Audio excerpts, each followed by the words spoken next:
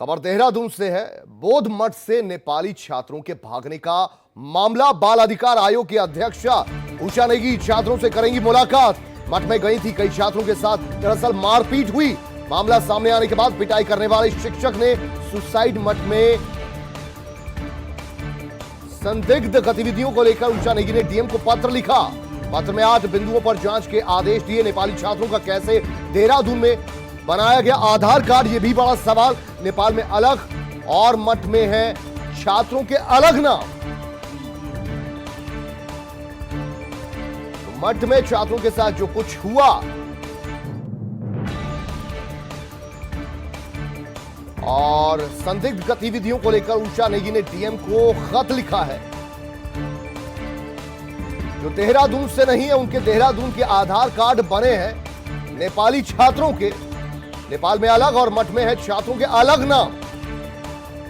तो क्या कुछ गड़बड़ झाला चल रहा था बोध मठ में? यहां से बोध मठ से नेपाली छात्रों के भागने का यह पूरा मामला। बाल अधिकार आयोग की अध्यक्षा छात्रा से मुलाकात करेंगी। मठ में दरअसल छात्रों के साथ मार पिटाई की गई थी, उनका शोषण किया गया था। मामला आने के बाद पिटाई करने वाले शिक्षक ने सुसाइड कर लिया था। संदिग्ध गतिविधियों को लेकर उषा नेगी ने अब डीएम को खत लिखा है और छात्रों से जल्द ही मुलाकात करेंगी। क्या कुछ चल रहा था इस मठ में? अजीत कांबोज हमारे संवाददाता और ज्यादा जानकारी से लेंगे। अजीत, ये बताइए कि ये पूरा मामला जो है लगातार बढ़ता चला जा रहा है। क्या कुछ गड़बड़ झाला यहां चल रहा था? क्या कुछ संदिग्ध गतिविधियां यहां हो रही थी? क्या अब खुलासा इसमें परत दर परत होता जा रहा है? बिल्कुल, इस वक्त की अगर ताजा अपडेट दें तो हम इस वक्त साक्या बौद्ध मठ में ही मौजूद हैं, जहां पर राज्य जो बाल अधिकार संरक्षण आयोग की अध्यक्षा हैं उषा नेगी, वो अब से चंद मिनट पहले यहाँ पर पहुंची है और मीटिंग यहाँ पर अभी शुरू हुई है। और जिस तरह का पत्र कल उषा नेगी की तरफ से डीएम देहरादून को लिखा गया है, उसमें 8 बिंदुओं का जिक्र किया गया है कि 8 बिंदुओं पर आप यहाँ पर जांच कराएं। लगभग 3 दिन पहले यहाँ पर ये पूरा प्रकरण सामने आया कि किस तरह से यहाँ पर 46 बच्चों के साथ मारपीट की जाती है बौद्ध मठ के जो शिक्षक थे उनकी तरफ से, और 8 बच्चे इसमें नेपाल के जो थे वो फरार हो जाते हैं। तो उसके बाद से ही ये पूरा प्रकरण काफी हाई प्रोफाइल हुआ, कैसे बौद्ध मठ में मारपीट की गई। और अब 1 दिन पहले की जो यहाँ पर घटना हुई है, जो शिक्षक थे जिन पर आरोप लगे थे छात्रों को पीटने का, उन्होंने यहाँ पर सुसाइड कर लिया है। तो पूरा बड़ा प्रकरण हो चुका है। इसके बाद से बाल अधिकार आयोग भी यहाँ पर सक्रिय हुआ है। अध्यक्ष ने जो डीएम को पत्र लिखा है कि नेपाली मूल के ये बच्चे हैं जो यहाँ पर शिक्षा ग्रहण कर रहे हैं, उनके यहाँ पर देहरादून में आधार कार्ड कैसे बना दिए गए। बौद्ध मठ में अगर वो पढ़ने आए हैं तो उनके नेपाली नाम अलग हैं और बौद्ध मठ के नाम अलग रखे गए हैं।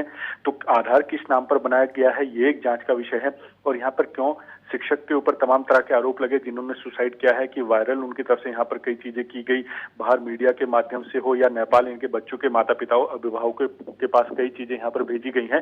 तो तमाम तरह के प्रकरण हैं जिसको लेकर आयोग की अध्यक्षा ने एक पत्र लिखा है, डीएम को जांच के लिए निर्देशित किया है। और अच्छा अजीत, आपसे समझना चाहेंगे इस बोध मठ में कुल मिलाकर कितने बच्चे हैं और सभी पर क्या अत्याचार शोषण जारी था या महज जो नेपाल से संबंध रखते हैं उन बच्चों पर अत्याचार किया जा रहा था? पूरा मामला क्या है? और संदिग्ध परिस्थितियों में जो सुसाइड कर लिया शिक्षक ने, यानी कि बहुत कुछ बातों का खुलासा हो सकता है जिसके खुलासे के डर से उन्होंने सुसाइड किया। बिल्कुल, अभी अगर बौद्ध मठ के जो यहाँ का माहौल है उसके पर नजर डाली जाए तो कुल 213 बच्चे यहाँ पर अभी शिक्षा ग्रहण कर रहे हैं, जिसमें भारत के भी हैं, नेपाल के भी हैं और संभावित तिब्बत जैसे राष्ट्र के भी बच्चे यहाँ पर शिक्षा ग्रहण कर रहे हैं।